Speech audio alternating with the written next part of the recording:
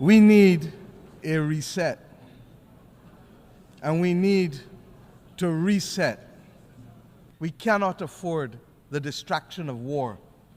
If ever there was a time to pause and to reset, it is now. Collectively as an international community, and individually as leaders in each of our countries,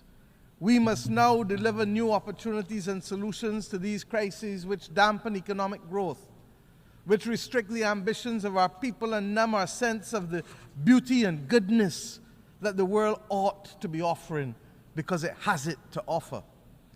The reset for which I am calling, and indeed all of our citizens are demanding, must see an end to all forms of discrimination.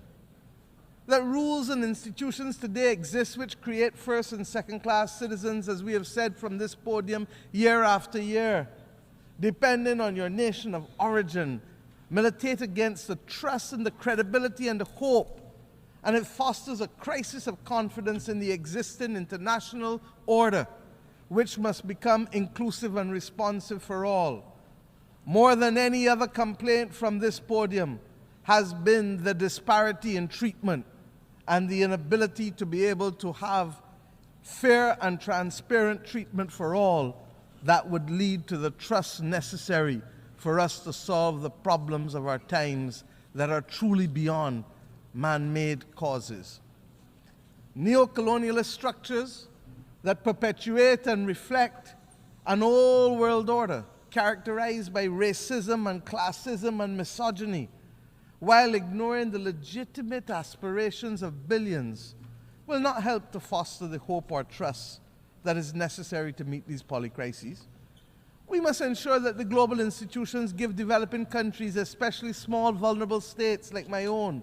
or vulnerable middle-income countries, seats at the table of decision-making where we can be seen, heard, become active agents in our own cause and lead our own development paradigms. My friends, we are reminded that 2024 is the final year of the United Nations Decade for the People of African Descent. Much has been achieved, but the recognition, the justice, and the development for people of African descent that was promised by this decade has, to say the least, not yet been fully realized. And it is for this reason that the Caribbean community joins the growing chorus, and my own country in particular, for the immediate proclamation of a second decade to complete the unfinished work and address the matter